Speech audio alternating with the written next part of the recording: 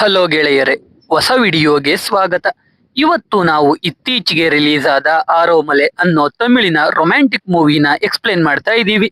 ಈ ಮೂವಿಯ one line story ಹೇಳ್ಬೇಕು ಅಂದ್ರೆ, ಈ ಕಥೆಯ ನಾಯಕ ಅಜಿತ್ ಸ್ಕೂಲ್ಗೆ ಹೋಗೋ ಟೈಮಲ್ಲಿ ಫ್ರೆಂಡ್ಸ್ ಜೊತೆ ಅಡಲ್ಟ್ ಮೂವಿಗೆ ಹೋಗೋಕೆ ಪ್ಲಾನ್ ಮಾಡಿ ಟಿಕೆಟ್ ಸಿಗದೆ ಒಬ್ಬನೇ ಒಂದು ರೊಮ್ಯಾಂಟಿಕ್ ಮೂವಿನ ನೋಡ್ತಾನೆ. ಅದನ್ನ ನೋಡಿದಾಗ್ಲಿಂದಾನು ಅವನಿಗೆ ಲವ್ ಮಾಡಿದ್ರೆ ಲೈಫ್ ಪೂರ್ತಿ ಚೆನ್ನಾಗಿರುತ್ತೆ ಅಂತ ಹೇಳಿ ಸ್ಕೂಲಿಂದಾನೇ ಲವ್ ಮಾಡೋಕೆ ಶುರು ಮಾಡ್ತಾನೆ. ಅವನು ಲವ್ ಮಾಡಿದ ಹುಡುಗಿಯರೆಲ್ಲ ಅವನಿಂದ ದೂರ ಹೋಗ್ತಾ ಇರ್ತಾರೆ. ಹೀರೋ ಲವ್ ಮಾಡೋ ಹುಡುಗಿಯರು ಅವನಿಂದ ದೂರ ಆಗೋದು ಯಾಕೆ? ಅವನಿಗೆ ಟ್ರೂ ಲವ್ ಸಿಗುವಷ್ಟರಲ್ಲಿ ಏನೇನಾಗುತ್ತೆ? ಅವನು ಪ್ರೀತಿ ಮಾಡಿದ ಕಾರಣಕ್ಕೆ ಆಗೋ ಪ್ರಾಬ್ಲಮ್ಗಳೇನು? ಕಡೆಗೆ ಅವನಿಗೆ ಟ್ರೂ ಲವ್ ಸಿಗುತ್ತಾ ಇಲ್ವಾ ಅಂತ ನಾವು ಮೂವಿ ನೋಡ್ತಾ ತಿಳ್ಕೊಳ್ಳೋಣ. ಬನ್ನಿ ವಿಡಿಯೋ ಶುರು ಮಾಡೋಣ. ಮೂವಿಯ ಮೊದಲನೇ ಸೀನಲ್ಲಿ ನಮಗೆ ಒಂದು ಚರ್ಚ್ ನ ತೋರಿಸ್ತಾರೆ. ಅಲ್ಲಿ ಅವತ್ತು ಮದುವೆ ಇರುತ್ತೆ. ಅಲ್ಲಿಗೆ ಈ ಕಥೆಯ ನಾಯಕ ಅಜಿತ್ ಬಂದಿರ್ತಾನೆ. ಯಾಕಂದ್ರೆ ಮದುವೆ ಆಗ್ತಿರೋ ಹುಡುಗಿನ ಅಜಿತ್ ಪ್ರೀತಿ ಮಾಡ್ತಾ ಇರ್ತಾನೆ. ಆದ್ರೆ ಇನ್ನು ಪ್ರಪೋಸ್ ಮಾಡಿರಲ್ಲ. ಮದುವೆ ಆಗೋ ದಿನವೇ ಪ್ರಪೋಸ್ ಮಾಡೋಣ ಅಂತ ಚರ್ಚ್ಗೆ ಬಂದಿರ್ತಾನೆ. ಅಲ್ಲಿಂದ ಕತೆ 2010ಕ್ಕೆ ಶಿಫ್ಟ್ ಆಗುತ್ತೆ. ಅವಾಗ ಅಜಿತ್ 10ನೇ ಕ್ಲಾಸ್ ಓದ್ತಾ ಇರ್ತಾನೆ. ಅವನ ಫ್ರೆಂಡ್ ಸಚಿನ್ ಇನ್ನೂ ಸ್ವಲ್ಪ ಜನ ಫ್ರೆಂಡ್ಸ್ ಜೊತೆ ಅಡಲ್ಟ್ ಮೂವಿಗೆ ಹೋಗೋ ಪ್ಲಾನ್ ಮಾಡಿ ಟಿಕೆಟ್ ತಗೊಂಡಿರ್ತಾನೆ. ಅಜಿತ್ ಮೂವಿ ನೋಡೋಕೆ ಬರಲ್ಲ ಅಂತ ಸಚಿನ್ ಅನ್ಕೊಂಡಿರ್ತಾನೆ. ಆದ್ರೆ ಅಜಿತ್ ಥಿಯೇಟರ್ ಬಳಿಗೆ ಓಡ್ ಬರ್ತಾನೆ. ಬೇರೆ ದಾರಿ ಇಲ್ದೆ ಅಜಿತ್ ಅವನೇ ಟಿಕೆಟ್ ತರೋಕೆ ಹೋಗ್ತಾನೆ. ಆದ್ರೆ ಆ ಮೂವಿಗೆ ಟಿಕೆಟ್ ಕೊಡಲ್ಲ. ಸಿಲಂಬರಸನ್ನ ಒಂದು ರೊಮ್ಯಾಂಟಿಕ್ ಮೂವಿಗೆ ಟಿಕೆಟ್ ಸಿಗುತ್ತೆ.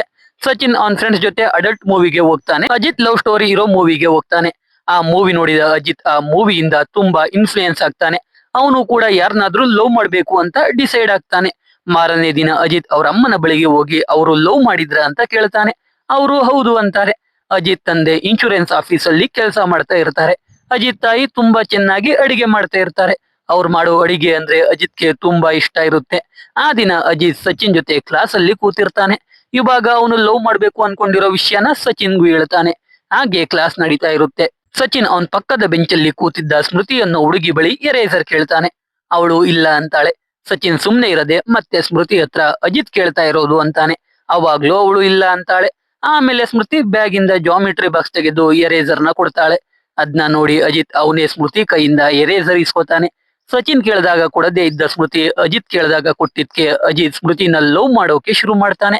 ಅಲ್ಲಿಂದ ಡೈಲಿ ಅಜಿತ್ ಸ್ಮೃತಿ ಹತ್ರ ಏನಾದ್ರೂ ಕೇಳ್ತಾನೆ ಇರ್ತಾನೆ. ಸಚಿನ್ಗೂ ಲವ್ ಸ್ಟೋರಿ ಮೂವೀಸ್ ನ ತೋರಿಸ್ತಾ ಇರ್ತಾನೆ. ಸ್ಮೃತಿ ಅಜಿತ್ ನ ಫ್ರೆಂಡ್ ರಿಕ್ವೆಸ್ಟ್ ನ ಅಕ್ಸೆಪ್ಟ್ ಮಾಡ್ತಾಳೆ. ಅವಳು ಲವ್ ಮಾಡ್ತಾ ಇದ್ದಾಳೆ ಅಂತ ಅಜಿತ್ ಅನ್ಕೋತಾನೆ. ಕಡೆಗೆ ಅಜಿತ್ ಅವನ್ ಬರ್ಡೇ ದಿನ ಸ್ಮೃತಿನ ಅವನ್ ಮನೆಗೆ ಬರೋಕೆ ಇನ್ವೈಟ್ ಮಾಡ್ತಾನೆ. ರಾತ್ರಿ ಸ್ಮೃತಿ ಅಜಿತ್ ಮನೆಗೆ ಬಂದು ಗಿಫ್ಟ್ ಕೊಟ್ಟು ವಿಶ್ ಮಾಡ್ತಾಳೆ. ಅಜಿತ್ ಸಚಿನ್ ಜೊತೆ ರೂಮ್ಗೆ ಹೋಗಿ ಮೊದಲು ಸ್ಮೃತಿ ಕೊಟ್ಟಿರೋ ಗಿಫ್ಟ್ ಓಪನ್ ಮಾಡ್ತಾನೆ. ನೋಡಿದ್ರೆ ಪೆನ್ಸಿಲ್, ಸ್ಕೇಲ್, ಎರೇಸರ್ ಎಲ್ಲಾನು ಗಿಫ್ಟ್ ಆಗಿ ಕೊಟ್ಟಿರ್ತಾಳೆ. ಅದನ್ನ ನೋಡಿ ಅಜಿತ್ ಸ್ಮೃತಿಗೆ ಪ್ರಪೋಸ್ ಮಾಡ್ಬೇಕು ಅಂತ ಡಿಸೈಡ್ ಆಗ್ತಾನೆ. ಅಷ್ಟರಲ್ಲಿ ಸ್ಮೃತಿನೇ ಅಲ್ಲಿಗೆ ಬರ್ತಾಳೆ. ಅವಳು ಅಜಿತ್ಗೆ ನಿನ್ಗೆ ಇಷ್ಟು ಐಟಮ್ ಸಾಕಾಗ್ಲಿಲ್ಲ ಅಂದ್ರೆ ಹೇಳು, ಇನ್ನೂ ತಂದು ಕೊಡ್ತೀನಿ. ಮತ್ತೆ ನನ್ನ ಅದ್ಕೊಡು ಇದ್ಕೊಡು ಅಂತ ಕೇಳ್ಬೇಡ ಅಂತಾಳೆ. ಅದನ್ನ ಕೇಳಿ ಅಜಿತ್ಗೆ ಸ್ಮೃತಿ ಅವನ್ನ ಇಷ್ಟ ಪಡ್ತಿಲ್ಲ ಅಂತ ಕನ್ಫರ್ಮ್ ಆಗುತ್ತೆ. ಅಜಿತ್ಗೆ ಫಸ್ಟ್ ಹಾರ್ಟ್ ಬ್ರೇಕ್ ಆಗುತ್ತೆ. ಅಲ್ಲಿಂದ ಕತೆ 2015ಕ್ಕೆ ಶಿಫ್ಟ್ ಆಗುತ್ತೆ. ಅಜಿತ್ ಇವಾಗ ಕಾಲೇಜಲ್ಲಿ ಸೆಕೆಂಡ್ ಇಯರ್ ಓದ್ತಾ ಇರ್ತಾನೆ. ಅಜಿತ್ ಕಾಲೇಜ್ ಗ್ರೌಂಡ್ ಅಲ್ಲೇ ಸಚಿನ್ ಜೊತೆ ಕ್ರಿಕೆಟ್ ಆಡ್ತಾ ಇರ್ತಾನೆ. ಅಜಿತ್ಗೆ ಬ್ಯಾಟಿಂಗ್ ಬರಲ್ಲ ಅಂತ ಫೀಲ್ಡಿಂಗ್ ನಿಲ್ಸಿ ಸಚಿನ್ ಬ್ಯಾಟಿಂಗ್ ಆಡ್ತಾನೆ. ಬಾಲ್ ಡೈರೆಕ್ಟ್ ಒಂದು ಹುಡುಗಿಯ ಕೈಗೆ ಹೋಗುತ್ತೆ. ಆ ಹುಡುಗಿ ಎಡಗೈಯಲ್ಲೇ ಆ ಬಾಲ್ ನ ಹಿಡ್ಕೋತಾಳೆ. ಅಜಿತ್ ಬಾಲ್ ಕೊಡಿ ಅಂದ್ರೆ ಆ ಹುಡುಗಿ ಕೊಡಲ್ಲ. ಅಜಿತ್ ಆ ಹುಡುಗಿ ಹತ್ರ ಹೋಗಿ ಬಾಲ್ ಇಸ್ಕೊಂಡು ಯಾವ ಇಯರ್ ಅಂತ ಕೇಳ್ತಾನೆ. ಆ ಹುಡುಗಿ 3rd ಇಯರ್ ಅಂತ ಅಜಿತ್ಗೆ ಗೊತ್ತಾಗುತ್ತೆ. ಇವಾಗ ಅಜಿತ್ಗೆ ಆ ಹುಡುಗಿ ಮೇಲೂ ಲವ್ ಆಗುತ್ತೆ. ಅಜಿತ್ ಡೈರೆಕ್ಟ್ ಆಗಿ ಆ ಹುಡುಗಿ ಜೊತೆ ಮಾತಾಡದೆ ಬಾಲ್ ಅಲ್ಲಿ ಏನೇನೋ ಬರ್ದು ಆ ಹುಡುಗಿಗೆ ಸಿಗೋ ತರ ಮಾಡ್ತಾ ಇರ್ತಾನೆ. ಕಡೆಗೆ ಆ ಹುಡುಗಿಗೆ ಪ್ರಪೋಸ್ ಮಾಡ್ಬೇಕು ಅಂತ ಡಿಸೈಡ್ ಆಗಿ ಬಾಲ್ ಮೇಲೆ ಐ ಲವ್ ಯು ಅಂತ ಬರ್ದು ಆ ಹುಡುಗಿ ಬಳಿಗೆ ಹೊಡಿಯೋಕೆ ಬ್ಯಾಟ್ ಇಟ್ಕೊಂಡು ಅವನ್ ಫ್ರೆಂಡ್ಗೆ ಬಾಲ್ ಹಾಕೋಕೆ ಹೇಳ್ತಾನೆ. ಅಜಿತ್ ಹೀರೋ ತರ ಬಾಲ್ ಹೊಡಿತಾನೆ. ಆದ್ರೆ ಬಾಲ್ ಹಿಂದೆ ಇದ್ದ ಸಚಿನ್ ಕೈಗೆ ಹೋಗುತ್ತೆ. ಅಜಿತ್ ಕೈಯಿಂದ ಬ್ಯಾಟ್ ಕಿತ್ಕೊಂಡು ಹೋಗಿ ಆ ಹುಡುಗಿಗೆ ಬೀಳುತ್ತೆ. ಅಷ್ಟೇ, 2ನೇ ಲವ್ ಕೂಡ ಫೇಲ್ ಆಗುತ್ತೆ. ಇವಾಗ ಅಜಿತ್ ಕಾಲೇಜ್ ಲೈಫ್ ಮುಗ್ದಿರುತ್ತೆ. ಸ್ನೇಹ ಅನ್ನೋ ಹುಡುಗಿ ಅಜಿತ್ ಜೊತೆ ಫ್ರೆಂಡ್ ಆಗಿರ್ತಾಳೆ. ಇವಾಗ ಅಜಿತ್ ಸ್ನೇಹಾಗೆ ಪ್ರಪೋಸ್ ಮಾಡೋಕೆನೆ ಚರ್ಚ್ಗೆ ಬಂದಿರ್ತಾನೆ. ಜೊತೆಯಲ್ಲಿ ಸಚಿನ್ ಕೂಡ ಇರ್ತಾನೆ. ಸಚಿನ್ ಬೇಡ ಮಗ ಅಂದ್ರು ಚರ್ಚ್ಗೆ ಸ್ನೇಹ ಬಂದಾಗ ಅಜಿತ್ ಹೋಗಿ ಪ್ರಪೋಸ್ ಮಾಡೇ ಬಿಡ್ತಾನೆ. ಆದ್ರೆ ಸ್ನೇಹಾಗೆ ಅಜಿತ್ ಇಷ್ಟ ಇರಲ್ಲ. ಅದು ಗೊತ್ತಾಗಿ ಎಲ್ರು ಅಜಿತ್ ಮತ್ತೆ ಸಚಿನ್ಗೆ ಹೊಡೆದು ಚರ್ಚ್ ಇಂದ ಈಚೆ ಓಡಿಸ್ತಾರೆ. ಅಜಿತ್ ಸುಮ್ನೆ ಇರದೆ ಬಿಲ್ಡಪ್ ಅಲ್ಲಿ ಒಂದು ಗಿಡದ ಪಾಟ್ ತಗೊಂಡು ಚರ್ಚ್ ಕಡೆ ಎಸಿತಾನೆ. ಆದ್ರೆ ಗಿಡ ಮಾತ್ರ ಚರ್ಚ್ ಹತ್ರ ಹೋದ್ರೆ ಪಾಟ್ ಅವನ್ ಹಿಂದೆ ಇದ್ದ ಆಡಿ ಕಾರ್ ಮೇಲೆ ಬಿದ್ದು ಗ್ಲಾಸ್ ಹೊಡೆದೋಗುತ್ತೆ. ಅಷ್ಟೇ, ಅಜಿತ್ ಮತ್ತೆ ಸಚಿನ್ ಮೇಲೆ ಕೇಸ್ ಆಗಿ ಪೊಲೀಸ್ ಸ್ಟೇಷನ್ಗೆ ಕರ್ಕೊಂಡು ಹೋಗ್ತಾರೆ. ಸ್ಟೇಷನ್ಗೆ ಆ ದಿನ ರಾತ್ರಿ ಅಜಿತ್ ತಂದೆ ಬರ್ತಾರೆ. ಕಾರ್ ಗ್ಲಾಸ್ ಹೊಡೆದಾಕಿರೋದಕ್ಕೆ 80,000 ಫೈನ್ ಕಟ್ಟಿದ್ರೆ ಕೇಸ್ ವಾಪಸ್ ತಗೋತಾರೆ ಅಂತ ಇನ್ಸ್ಪೆಕ್ಟರ್ ಹೇಳ್ತಾನೆ. ಬೇರೆ ದಾರಿ ಇಲ್ದೆ ಅಜಿತ್ ತಂದೆ ದುಡ್ಡು ಕಟ್ಟಿ ಇಬ್ರು ಸ್ಟೇಷನ್ ಇಂದ ಬಿಡಿಸ್ಕೊಂಡ್ ಬರ್ತಾರೆ. ಮನೆಗೆ ಬಂದಾಗ ಅಜಿತ್ ಅವನ್ ತಂದೆ ಬಳಿ ಸಾರಿ ಕೇಳಿ ಆ ವಿಷಯನ ಅಮ್ಮಂಗೆ ಹೇಳ್ಬೇಡಿ ಅಂತ ಕೇಳ್ಕೊತಾನೆ. ಆದ್ರೆ ಒಳಗೆ ಹೋದ ತಕ್ಷಣ ಅವನ್ ತಾಯಿಗೆ ವಿಷಯ ಗೊತ್ತಾಗುತ್ತೆ. ಅವನ್ ತಾಯಿ ಅಜಿತ್ಗೆ ಬೈಯೋಕೆ ಶುರು ಮಾಡ್ತಾರೆ. ಜೊತೆಗೆ ಅಜಿತ್ ಯಾವ ಕೆಲಸಕ್ಕೂ ಹೋಗ್ತಾ ಇರಲ್ಲ, ಅದಕ್ಕೂ ಸೇರಿಸಿ ಬೈತಾ ಇರ್ತಾರೆ. ಅಜಿತ್ ತಂದೆಗೆ ಝೇವಿಯರ್ ಅನ್ನೋ ಫ್ರೆಂಡ್ ಇರ್ತಾನೆ. ಅವನ್ ಕಂಪನಿಯಲ್ಲಿ ಕೆಲಸ ಕೊಡೋಕೆ ಝೇವಿಯರ್ ಒಪ್ಕೊಂಡಿರ್ತಾನೆ. ಆದ್ರೆ ಅಜಿತ್ ಹೋಗಲ್ಲ ಅಂತ ಇರ್ತಾನೆ. ಅವನ್ ತಾಯಿ ಬೈದಿದ್ಕೆ ಇವಾಗ ಅಜಿತ್ ಝೇವಿಯರ್ ಕಂಪನಿಗೆ ಕೆಲಸಕ್ಕೆ ಹೋಗೋಕೆ ಒಪ್ಕೋತಾನೆ. ಮಾರನೇ ದಿನವೇ ಅಜಿತ್ ಸಚಿನ್ ಕೈಲಿ ಆ ಕಂಪನಿಗೆ ಡ್ರಾಪ್ ಹಾಕಿಸ್ಕೊತಾನೆ. ಅದೊಂದು ಮ್ಯಾಟ್ರಿಮನಿ ಕಂಪನಿ. ಆಫೀಸ್ಗೆ ಹೋಗೋಕೆ ಅಜಿತ್ ಲಿಫ್ಟ್ ಒಳಗೆ ಹೋಗ್ತಾನೆ. ಅಲ್ಲಿ ಅಂಜಲಿ ಅನ್ನೋ ಹುಡುಗಿ ಮೊಬೈಲ್ ನೋಡ್ತಾ ಸಾಂಗ್ ನ ಹಮ್ ಮಾಡ್ತಾ ಇರ್ತಾಳೆ. ಅವಳನ್ನ ನೋಡಿದ ಅಜಿತ್ಗೆ ಅಂಜಲಿ ಮೇಲೆ ಕ್ರಶ್ ಆಗುತ್ತೆ. ಆಮೇಲೆ ಅಜಿತ್ ಆಫೀಸ್ ಒಳಗೆ ಹೋಗಿ ರಿಸೆಪ್ಷನಿಸ್ಟ್ ಹತ್ರ ಝೇವಿಯರ್ ನ ಮೀಟ್ ಮಾಡ್ಬೇಕು ಅಂತ ಹೇಳ್ತಾನೆ. ಆಮೇಲೆ ಅಲ್ಲೇ ಬೆಂಚ್ ಮೇಲೆ ಕೂತ್ಕೋತಾನೆ. ಅಲ್ಲಿ ನರಸಿಂಹನ್ ಅನ್ನೋ ವ್ಯಕ್ತಿ ಕೂತಿರ್ತಾನೆ. ಆಮೇಲೆ ಝೇವಿಯರ್ ಅಜಿತ್ ನ ಕರೀತಾರೆ. ಈ ಝೇವಿಯರ್ ಯಾವಾಗ್ಲೂ ತಿನ್ನೋದ್ರ ಬಗ್ಗೆನೆ ಯೋಚನೆ ಮಾಡ್ತಾ ಇರ್ತಾನೆ. ಇವಾಗ ಝೇವಿಯರ್ ಅಜಿತ್ಗೆ ಕೆಲಸ ಕೊಟ್ಟು ಮಯೂರ್ ಅನ್ನೋ ವ್ಯಕ್ತಿನ ಕರೆದು ಕೆಲಸದ ಬಗ್ಗೆ ಹೇಳೋಕೆ ಹೇಳ್ತಾನೆ. ಮಯೂರ್ ಅಜಿತ್ಗೆ ಅವ್ನ್ ಕೂತ್ಕೊಳ್ಳೋ ಜಾಗ ತೋರಿಸಿ ಕೆಲಸದ ಬಗ್ಗೆ ಎಕ್ಸ್ಪ್ಲೈನ್ ಮಾಡ್ತಾ ಇರ್ತಾನೆ. ಅಲ್ಲೇ ಅಂಜಲಿ ಕೂಡ ಇರ್ತಾಳೆ. ಮಯೂರ್ ಕೆಲಸದ ಬಗ್ಗೆ ಹೇಳ್ತಾ ಇದ್ರೆ ಅಜಿತ್ ಅಂಜಲಿ ನೋಡ್ತಾ ಏನನ್ನು ಸರಿಯಾಗಿ ಕೇಳಿಸ್ಕೊಳ್ಳಲ್ಲ. ಆ ದಿನ ಅಜಿತ್ ಖುಷಿಯಿಂದ ಮನೆಗೆ ಹೋಗ್ತಾನೆ. ಮಾರನೇ ದಿನ 9 ಗಂಟೆಗೆ ಅಜಿತ್ ಆಫೀಸ್ಗೆ ಬರ್ಬೇಕಿರುತ್ತೆ. ಆದ್ರೆ 9:24ಕ್ಕೆ ಬರ್ತಾನೆ. ಎಲ್ರು ಮೀಟಿಂಗ್ ಅಲ್ಲಿ ಇರ್ತಾರೆ. ಅಜಿತ್ ಕೂಡ ಮೀಟಿಂಗ್ಗೆ ಹೋಗ್ತಾನೆ.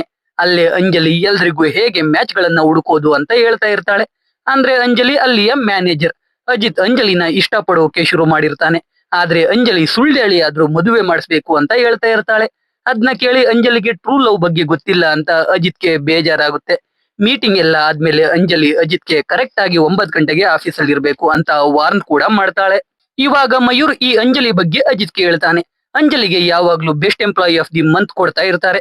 ಯಾಕಂದ್ರೆ ಅವಳೇ ಬೇಜಾನ್ ಪ್ರೊಫೈಲ್ ನ ಕನ್ವರ್ಟ್ ಮಾಡಿಸಿರ್ತಾಳೆ. ಅಂದ್ರೆ ಮ್ಯಾಚ್ ಮೇಕ್ ಮಾಡಿರ್ತಾಳೆ. ಅದ್ನ ಇಲ್ಲಿ ಕನ್ವರ್ಷನ್ ಅಂತ ಕರೀತಾರೆ. ಇದುವರೆಗೂ ಅಂಜಲಿ 900 ಚಿಲ್ಡ್ರೆ ಕನ್ವರ್ಷನ್ ಮಾಡಿಸಿರ್ತಾಳೆ.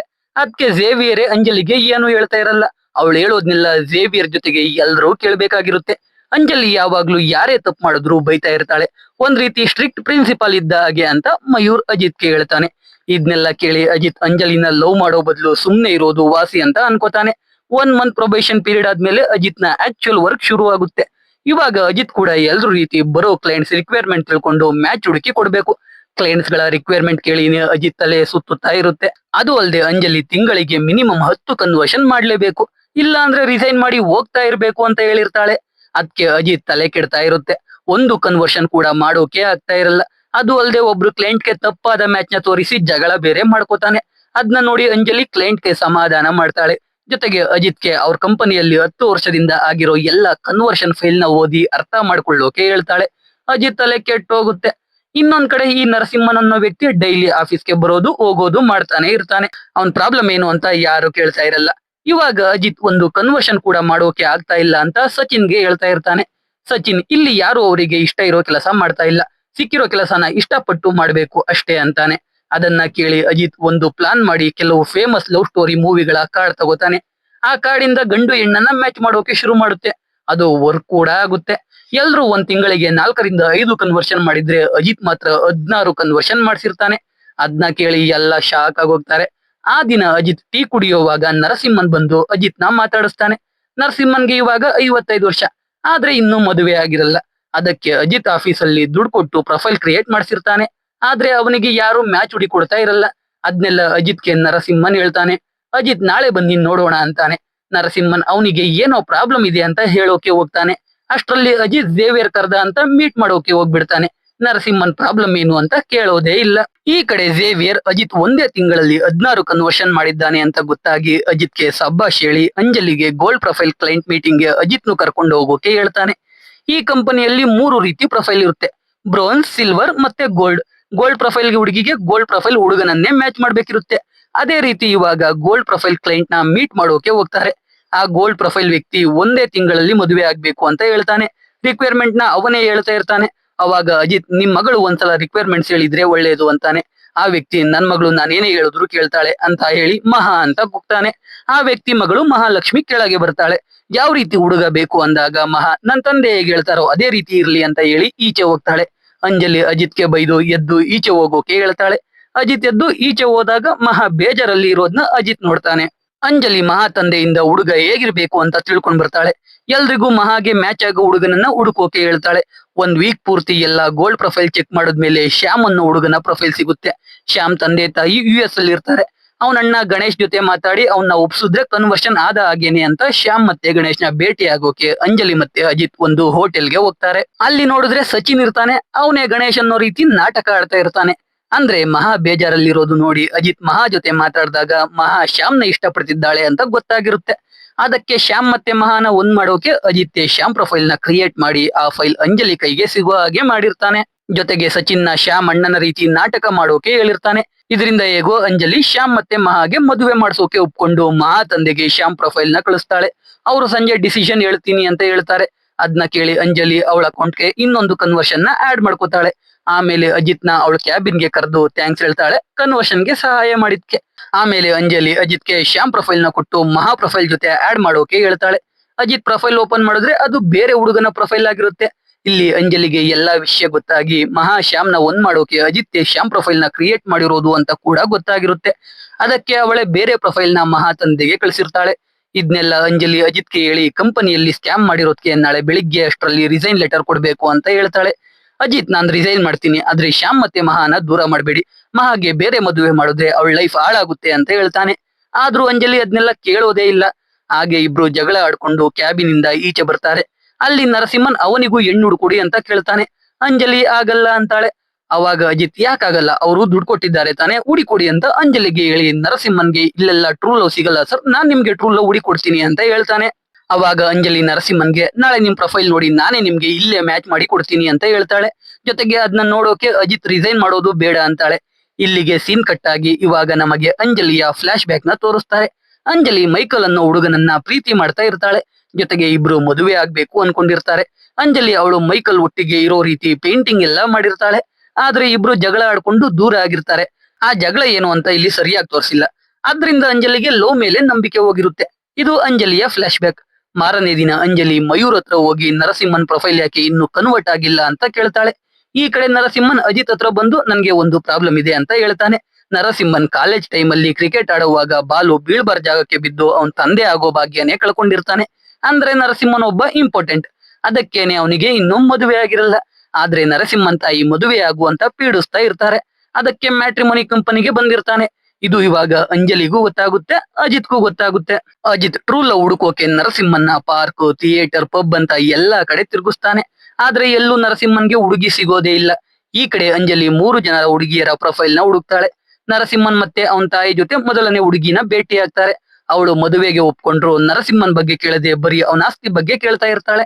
ಅದಕ್ಕೆ ಅದನ್ನ ನರಸಿಂಹನ್ ತಾಯಿ ಬೇಡ ಅಂತಾರೆ. ಇನ್ನ ಎರಡನೇ ಹುಡುಗಿ ಮೀಟಿಂಗ್ಗೆ ಬರೋದೇ ಇಲ್ಲ. ಇದರಿಂದ ನರಸಿಂಹನ್ಗೆ ತುಂಬಾ ಬೇಜಾರಾಗುತ್ತೆ. ಇನ್ನ ಮೂರನೇ ಹುಡುಗಿ ನರಸಿಂಹನ್ನ ಒಪ್ಕೊಳ್ತಾಳೆ. ನರಸಿಂಹನ್ ತಾಯಿಗೂ ಹುಡುಗಿ ಇಷ್ಟ ಆಗ್ತಾಳೆ. ಆದ್ರೆ ಅದೇ ದಿನ ರಾತ್ರಿ ಆ ಹುಡುಗಿ ನರಸಿಂಹನ್ಗೆ ಕಾಲ್ ಮಾಡಿ ಮದುವೆ ಆದ್ಮೇಲೆ ನಿಮ್ ತಾಯಿನ ಓಲ್ಡ್ ಏಜ್ ಹೋಮ್ಗೆ ಹಾಕಿ ಅಂತಾಳೆ. ಅದನ್ನ ಕೇಳಿ ನರಸಿಂಹನ್ನೇ ಆ ಹುಡುಗಿ ಬೇಡ ಅಂತ ಡಿಸೈಡ್ ಮಾಡಿ ಅಂಜಲಿಗೆ ಹೇಳ್ತಾನೆ. ಅಂಜಲಿ ಆ ಹುಡುಗಿ ಜೊತೆ ಮಾತಾಡಿ ನರಸಿಂಹನ್ಗೆ ಮದುವೆ ಆಗಿ ಸ್ವಲ್ಪ ದಿನದವರೆಗೂ ನಿಮ್ ತಾಯಿನ ಬೇರೆ ಮನೆ ಮಾಡಿ ಇಡಿ, ಆಮೇಲೆ ಎಲ್ಲ ಅಡ್ಜಸ್ಟ್ ಆಗುತ್ತೆ ಅಂತಾಳೆ.